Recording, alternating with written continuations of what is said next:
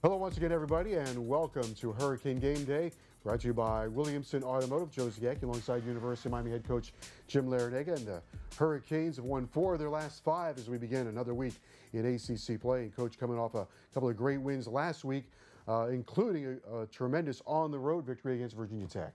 Virginia Tech, one of the most efficient offensive teams in the country, Joe. They spread you out with 4 guards who can really shoot the 3, and they have the big guy, Kerry Blackshear, inside to give him a scoring punch in the low block area. But I thought our guys handled the environment about as well as you can, because Castle Coliseum, home court for the Virginia Tech Hokies, is wild. The students are on top of you, and the place was going crazy. We got ahead of them by double digits early in the game. DJ Vasiljevic got us off on a great start. He made a couple of layups. We played very well and led by double figures at halftime. But then with about 6-7 minutes to go, the Hokies went on a run, cut it to 3, and then all of a sudden, Lonnie Walker put on the Superman cape and just delivered. He and Anthony Lawrence were just absolutely sensational in the second half and down the stretch when we needed buckets. Anthony Lawrence had a career high in the Virginia Tech game, and not by a little bit. He had a career high, he went for 25 in that game, plus 12 rebounds and 3 blocks. All were career highs. 13 rebounds, Joe. Rebounds, it cheated him in one. Yeah, no, he's had a great junior year. He's been terrific in the ACC, and he's even playing better with Bruce Brown out. He must have taken it upon himself to take over Bruce's responsibilities as a rebounder, because he's all over the glass. We should pick up on that since the last time we did this show. You lost Bruce Brown to an injury for about 6 weeks, and he's just about impossible to replace. Bruce is so dynamic because he impacts the game in so many different ways. He's one heck of a defender. He's our leading rebounder. He's our leader in steals and in assists. And he's our second leading scorer, but he's also the guy that's delivering the ball to all the other guys for their shots. And he'd actually average more assists if guys made some of those shots that they're missing. But without Bruce, one of the funny dynamics with basketball is a situation where one guy can't replace Bruce Brown. But we've gone now to Sam Wardenberg as a key guy off the bench, and Sam has really helped us. Sam is 6'10". He can shoot the 3. He handles the ball well. He defends and rebounds well. And he's a nice complement to our other guys. So he's earned himself quality playing time. I compare Sam to the classroom student who just does everything well. He pays attention, and then he makes plays for it, and he does his assignments. He's a smart individual. Especially early in the year, he was a little bit nervous, a little unsure of himself, maybe not quite as confident as he should have been. And because of the adjustment of playing from New Zealand to American college basketball, especially at the level of the ACC, he does make some careless mistakes. I think because he got away with it in New Zealand. You're not going to get away with it here. And we will continue with University of Miami head coach Jim Larranaga. But first, here are our highlights brought to you by UHealth Sports Medicine. We'll get you back in the game.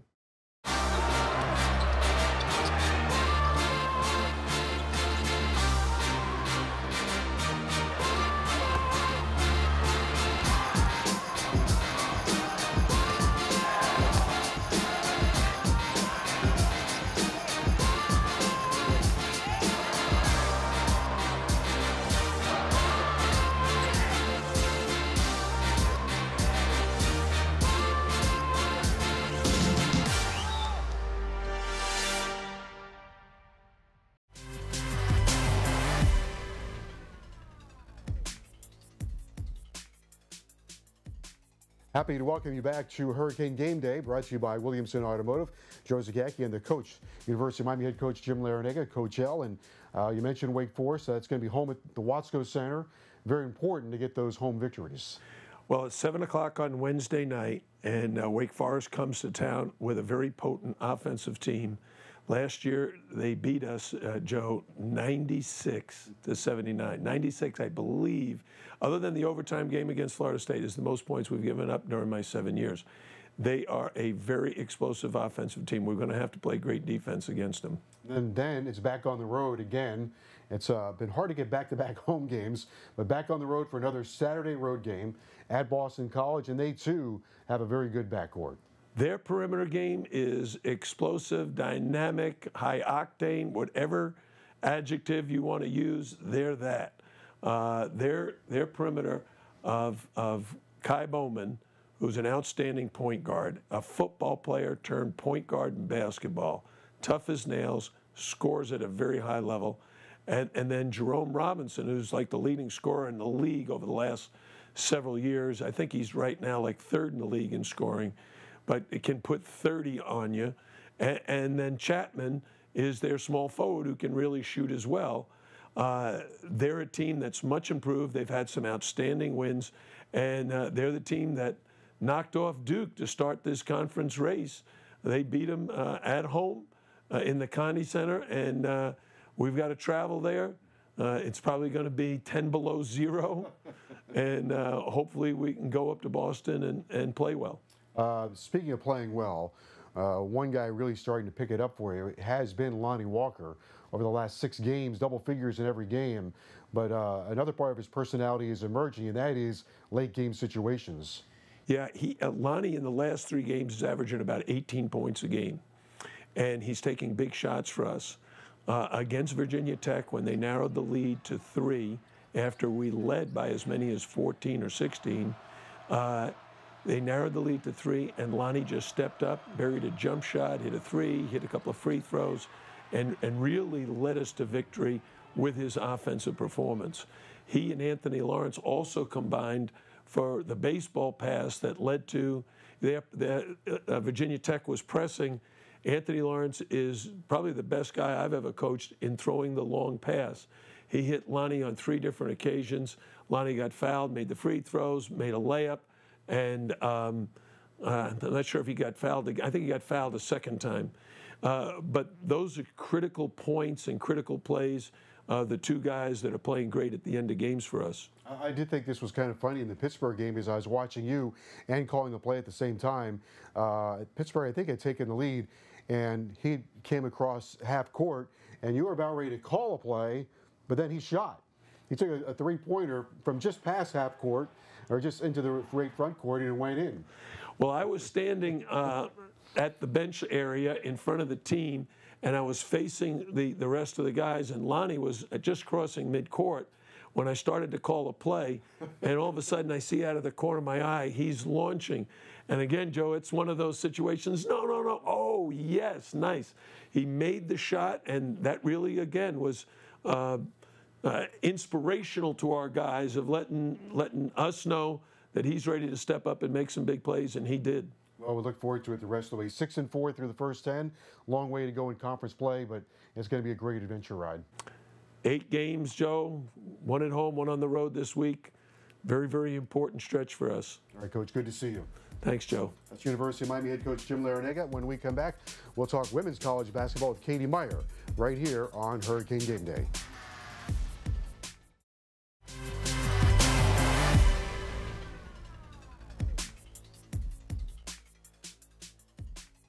Welcome back to Hurricane Game Day, brought to you by Williamson Automotive. Joined now by University of Miami head coach Katie Meier.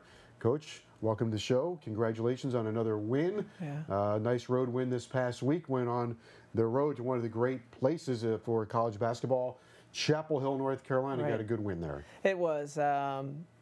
Really had their team's attention. We really had their attention. They were very, very focused. You know, they did walk in and start taking pictures of the banners and everything, and you think, oh, Lord, you know, we're at shoot around. We're in awe of this venue, but they focused when it was time. Erica Davenport turned another great game for you. 20 points for Erica Davenport. How about that? She has just had the most amazing senior year, and it's one of those things where she was on the plane, and me and Erica and Coach Blue were talking on the plane on the way back, and she was like, I was so bad my freshman year. Why did you even play me? And we were laughing, but a lot of compliments go to Erica and Coach Blue for her player development. It's just a great story. It's a 4-year path of improvement. It's just been amazing. Going into the Carolina game, you did have your first kind of bye during the week. I thought it was interesting how you used that time with your players. I think it's really important. There's a real strategy to it, and I brought everybody on the staff involved in planning this week because we try to make a lot of stuff voluntary that week just for their mental freshness. So if you just don't want anyone feeling obligated to show, oh God, And so they were excited when they showed up. They got a lot of freedom. They could schedule stuff on their own, and there was a real freshness to how we played. And you look at it, where you are right now, because besides being Carolina, you went on the road, you beat Virginia Tech as well. Right. So now you're sitting here at 6-4 with 8 games to go in conference play and 16 overall wins. Right. It's a pretty darn good season. Right, yeah. We only play 16, so we have 6 conference games left, and they're all very, very important. The ACC, I believe, will get 8 teams in the NCAA, and I think 16 wins. Now we can say we're probably guaranteed a postseason, so which tournament are we going to be in? And that's what we get to control for the next 6 games and then the tournament. Yeah, I have to fix my math. That wasn't one of my best subjects in school. No, but broadcast journalism, you're very good. You're very good. We've got a couple of big games coming up that we will talk about. But it's 6-4 and doing this with young players. Right. How are they adjusting to, now you're 10 games into the ACC, have you seen that growth and development from your young players? And it's dangerous to do this, but I did take a moment when I was watching the game on the plane just to say, wow, I cannot believe how much better we've gotten.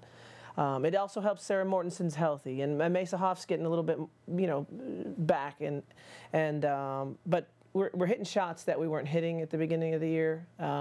Our shot makers have been Kelsey Marshall and Sarah Mortenson on the road.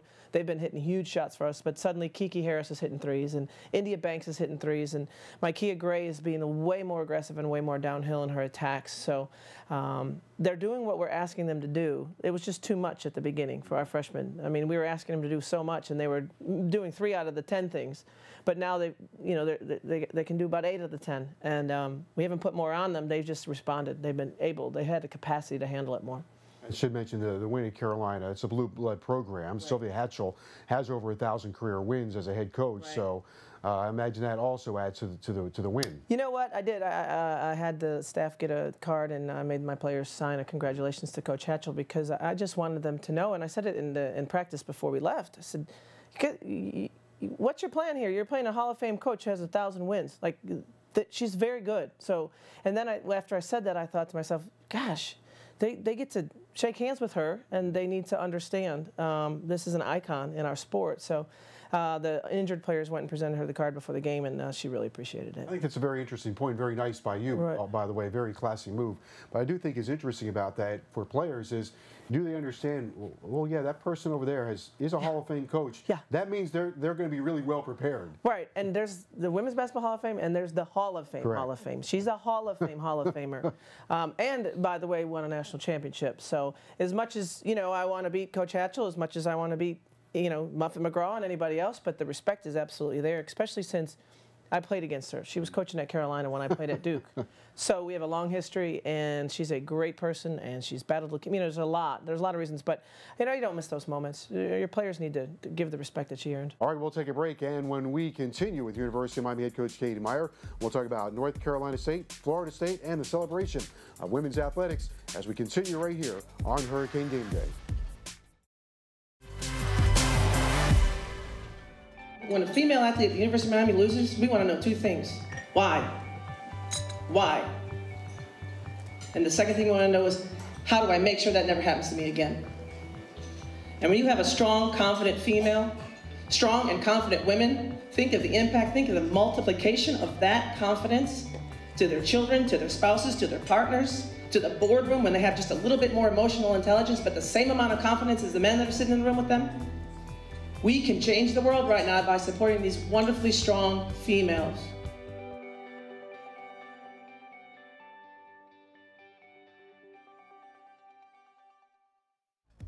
Back on Hurricane Game Day, presented by Williamson Automotive. Joe Zagacki with University of Miami head coach Katie Meier. And coming up this week, games against North Carolina and Florida State. But prior to the Florida State game, you're going to have the celebration of women in college athletics. And again, this is a great event for the University of Miami. It's an amazing event. It's inspirational. It really is. And it's you know, I wish I didn't have a game that day because I'd love to sit through the whole entire program, but I usually get to pop in and say a few words and pop out. But when I look out and the who's who and powerful female leadership that's in the room, and then when all the male coaches come, because that doesn't happen everywhere, where the male coaches of sports at the university come to the women's event, but that's always been so impressive as well. But that's the family that we have here. So many positive messages, not only for the female athletes that are here, but those that aspire to be here one day.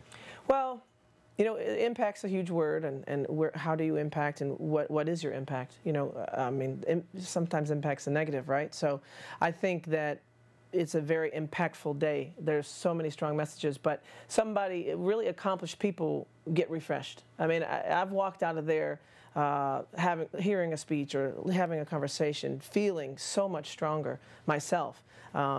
It's just great energy.